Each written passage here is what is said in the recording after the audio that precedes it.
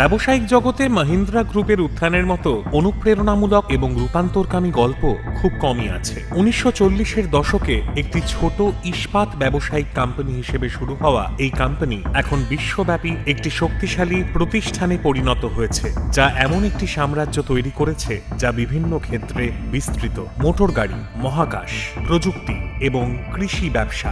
আজ মহিন্দ্রা কেবল একটি ব্র্যান্ড নয়, এটি স্থিতিস্থাপকতা, উদ্ভাবন এবং নেতৃত্বের প্রতীক। কিন্তু এই আইকনিক কোম্পানি কিভাবে সাফল্যের পথে এগিয়ে গেল, আসুন মহিন্দ্রা গ্রুপের ইতিহাসে ডুব দিই। 1982 সালে কোম্পানির প্রতিষ্ঠাতা জগদীশ চন্দ্র মহিন্দ্রার জন্ম পাঞ্জাবের লুধিয়ানায়। দেশটি ব্রিটিশ ঔপনিবেশিক শাসনের অধীনে ছিল এবং শিক্ষা অর্জন করা সহজ ছিল না, তবে তিনি এর মূল্য বুঝতে পেরেছিলেন। তিনি বীর মাতা থেকে ইঞ্জিনিয়ারিং ডিগ্রি অর্জন করেন এবং তিনি তার ছোট ভাই কৈলাস চন্দ্র মহিন্দ্রাকে কেমব্রিজ বিশ্ববিদ্যালয়তে পাঠান।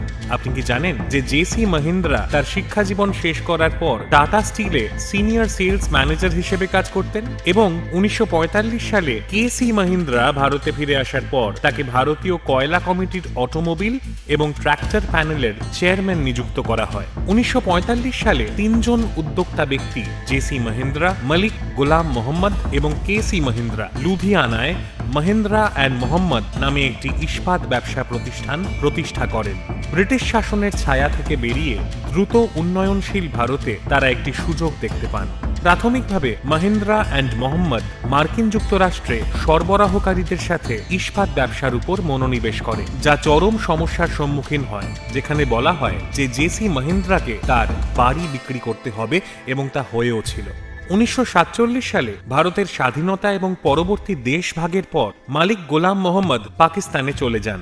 ব্যবসাটি মহিন্দ্রা ভাইদের হাতে ছেড়ে দেন। কোম্পানির নাম পরিবর্তন করে মহিন্দ্রা অ্যান্ড মহিন্দ্রা রাখা হয় এবং পরবর্তী বছরগুলিতে তারা যানবাহন সংযোজন ও উৎপাদনের ব্যবসা সম্প্রসারণ করে। পরবর্তীতে গোলাম মোহাম্মদ পাকিস্তানের প্রথম অর্থমন্ত্রীও হন। 1947 সালে ভারতে প্রথম উইলিস জিপ তৈরির মাধ্যমে মহিন্দ্রা মোটর গাড়ি শিল্পে প্রবেশ করে। এটি ছিল মহিন্দ্রা এবং ভারতীয় কৃষকের মধ্যে একটি প্রেমের গল্পের সূচনা, একটি বন্ধন যা কয়েক দশক ধরে স্থায়ী হবে। প্রথম দিকে সামনের পথটি মসৃণ ছিল না।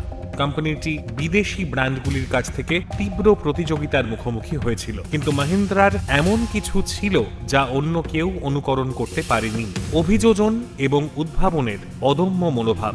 মহিন্দ্রা কেবল যানবাহন তৈরি করত না, তারা অন্য যে কারোর চেয়ে ভারতীয় বাজারকে ভালোভাবে বুঝতে পারত। মহিন্দ্রা জিপ নির্ভরযোগ্যতা, স্থায়িত্ব এবং উপযোগিতার সমার্থক হয়ে ওঠে, বিশেষ করে গ্রামীণ ভারতে। কৃষক, ব্যবসা এবং সশস্ত্র বাহিনী জিপকে গ্রহণ করে এবং এটি দেশের অবকাঠামোর একটি প্রতীকী অংশ হয়ে ওঠে। মহিন্দ্রা ট্রাক্টরগুলি কেবল যানবাহন ছিল না, তারা পরিবর্তনের সহায়ক ছিল। এটি কেবল মেশিন সম্পর্কে ছিল না, এটি ছিল সেই সব লোকেদের ক্ষমতায়নের বিষয় যারা জাতিকে খাওয়ানোর জন্য অক্লান্ত পরিশ্রম করেছিলেন, এবং বিশ্বব্যাপী ট্রাক্টর বাজারে মহিন্দ্রার উত্থান আসন্ন ছিল। 1963 সালে যখন কেসি মহিন্দ্রা মারা যান, তখন তার ছেলে কেশব মহিন্দ্রা কোম্পানির বৈচিত্র্য আনতে আসেন। তিনি পেনসিলভানিয়া বিশ্ববিদ্যালয়ের প্রাক্তন ছাত্র ছিলেন এবং ইতিমধ্যেই তার বাবাকে সাহায্য করছিলেন। তিনি কোম্পানিতে ট্রাক্টর ব্যবসা চালু করেছিলেন। তার তত্ত্বাবধানে মহিন্দ্রা ইন্টারন্যাশনাল হারভেস্টারের সাথে অংশীদারিত্ব করে এবং B275 ট্রাক্টর চালু করে। আনন্দ মহিন্দ্রার নেতৃত্বে মহিন্দ্রার নেতৃত্ব দল আরেকটি গুরুত্বপূর্ণ ক্ষেত্র কৃষির উপর দৃষ্টি নিবদ্ধ করে। 1977 সালে মহিন্দ্রা ট্রাক্টর চালু করার মাধ্যমে কোম্পানিটি ভারতে কৃষি ক্ষেত্রে বিপ্লব আনে। 2010 সালে গুজরাট ট্রাক্টর এবং পাঞ্জাব ট্রাক্টর উভয়কেই একীভূত করার পর মহিন্দ্রা বিশ্বের 1 নম্বর ট্রাক্টর উৎপাদনকারী কোম্পানিতে পরিণত হয়। 1990-এর দশক ছিল মহিন্দ্রা গ্রুপের জন্য একটি গুরুত্বপূর্ণ সময়, যেখানে তারা বিভিন্ন ক্ষেত্রে বৈচিত্র্য আনে।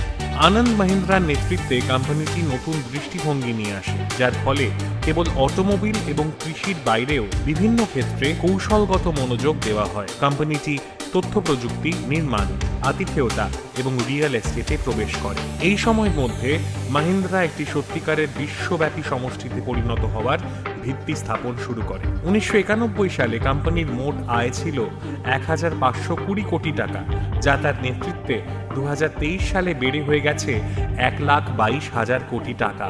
কিছু লোক হয়তো জানেন না যে ক্লাব মাহিন্দ্রা হলিডেজ, যা একটি সুপরিচিত ছুটির মালিকানা কোম্পানি, 1996 সালে প্রতিষ্ঠিত মাহিন্দ্রা গ্রুপের একটি অংশ। ক্লাব মাহিন্দ্রা ছুটির মালিকানা এবং টাইম শেয়ার পরিষেবা প্রদান করে, যার ফলে সদস্যরা ভারত এবং বিদেশের বিভিন্ন রিসর্ট সম্পত্তিতে ছুটি উপভোগ করতে পারে।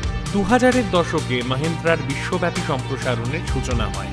কোম্পানিটি তার অবস্থান আরও শক্তিশালী করার জন্য বেশ কয়েকটি আন্তর্জাতিক কোম্পানি অধিগ্রহণ করে। এর মধ্যে রয়েছে 2002 সালে মার্কিন যুক্তরাষ্ট্রে সারাটোগা ট্রাক্টর কোম্পানি অধিগ্রহণ, এরপর 2004 সালে দক্ষিণ কোরিয়ার সাংয়াং মোটর অধিগ্রহণ, যা এসইউভি এবং ক্রসওভারে বিশেষজ্ঞ একটি কোম্পানি। মাহিন্দ্রা একটি শীর্ষস্থানীয় তৃতীয় পক্ষের লজিস্টিক্স, 3PL এবং supply chain management company. Mahindra লজিস্টিক্সও চালু করে। মাহিন্দ্রা লজিস্টিক্স বিভিন্ন শিল্পের ব্যবসার জন্য সমন্বিত লজিস্টিক সমাধান প্রদান করে, যার মধ্যে রয়েছে অটোমোটিভ, ভোগ্যপণ্য, ওষুধ, ই-কমার্স, খুচরা বিক্রয় এবং আরও অনেক কিছু। কোম্পানিটি সাপ্লাই চেইন অপটিমাইজেশন, পরিবহন, গুদামজাতকরণ এবং বিতরণের জন্য উদ্ভাবনী প্রযুক্তি চালিত সমাধান প্রদানের উপর দৃষ্টি নিবদ্ধ করে। ই-কমার্সের দ্রুত প্রবৃদ্ধির সাথে সাথে মাহিন্দ্রা লজিস্টিক্স ই-কমার্স সেক্টরের জন্য বিশেষায়িত লজিস্টিক্স সমাধান তৈরি করেছে। অনলাইন খুচরা বিক্রেতা এবং তাদের গ্রাহকদের ক্রমবর্ধমান চাহিদা মেটাতে দ্রুত এবং দক্ষ ডেলিভারির উপর দৃষ্টি নিবদ্ধ করে। 2001 সালে মাহিন্দ্রা ইলেকট্রিক প্রতিষ্ঠা করে, যা পরিবেশ বান্ধব গতিশীলতা খাতের প্রতি কোম্পানির প্রতিশ্রুতির ইঙ্গিত দেয়। মাহিন্দ্রা ইলেকট্রিক ভারতের বৈদ্যুতিক যানবাহনের ক্ষেত্রে অর্থাৎ ইভির অন্যতম পথিকৃৎ হয়ে ওঠে। এই পদক্ষেপটি টেকসই গতিশীলতার ভবিষ্যতের বিষয়ে কোম্পানির দূরদর্শিতা এবং উদীয়মান প্রযুক্তিতে বৈচিত্র্য আনার উচ্চাকাঙ্ক্ষাকে প্রদর্শন করে। 2002 সালে মাহিন্দ্রা তাদের প্রথম sports utility vehicle SUV Mahindra Scorpio বাজারে আনে। এর টেকসই আবেদন এবং প্রতিযোগিতামূলক মূল্যের কারণে স্করপিও তাৎক্ষণিকভাবে জনপ্রিয়তা লাভ করে এবং ভারতের অন্যতম জনপ্রিয় এসইউভি হয়ে ওঠে, যা কোম্পানির প্রবৃদ্ধির ক্ষেত্রে একটি গুরুত্বপূর্ণ মোড়। এই প্রকল্পে প্রায় 550 কোটি টাকা ব্যয় হয়েছে।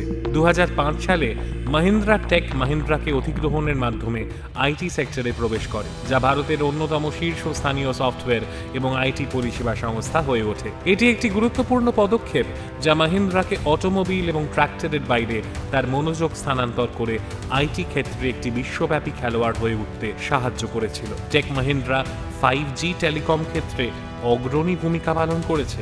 AT&T এবং এরিকসনের সহযোগিতায় কোম্পানিটি 2017 সালে ক্যালিফোর্নিয়ার সান দিয়েগোতে বিশ্বের প্রথম 5G প্রস্তুত নেটওয়ার্ক স্থাপনে গুরুত্বপূর্ণ ভূমিকা পালন করেছিল। এটি টেক মাহিন্দ্রার জন্য একটি বড় মাইল ফলক ছিল, কারণ এটি পরবর্তী প্রজন্মের টেলিকম নেটওয়ার্কগুলিতে কোম্পানির ক্ষমতা এবং প্রযুক্তিগত অগ্রগতির অগ্রভাগে থাকার প্রতিশ্রুতি প্রদর্শন করেছিল। টেক মাহিন্দ্রা বিশ্বের 90টি দেশে বিস্তৃত। 2023 সালে কোম্পানির রাজস্ব $5.9 বিলিয়ন হিসাবে তালিকাভুক্ত হয়েছিল এবং এটি বিশ্বের শীর্ষ 15টি দ্রুত বর্ধনশীল কোম্পানির তালিকাতেও রয়েছে। 2011 সালে মাহিন্দ্রা XUV 500 বাজারে আনে, যা ছিল কোম্পানির ঐতিহ্যবাহী শক্তিশালী ডিজাইন থেকে সম্পূর্ণ ভিন্ন একটি যুগান্তকারী এসইউভি। XUV 500 ছিল উন্নত প্রযুক্তি, স্টাইলিশ ডিজাইন এবং প্রতিযোগিতামূলক মূল্যে অসংখ্য বিলাসবহুল বৈশিষ্ট্য। মাহিন্দ্রা XUV 500 একটি যুগান্তকারী এসইউভি, কর্মক্ষমতা, নকশা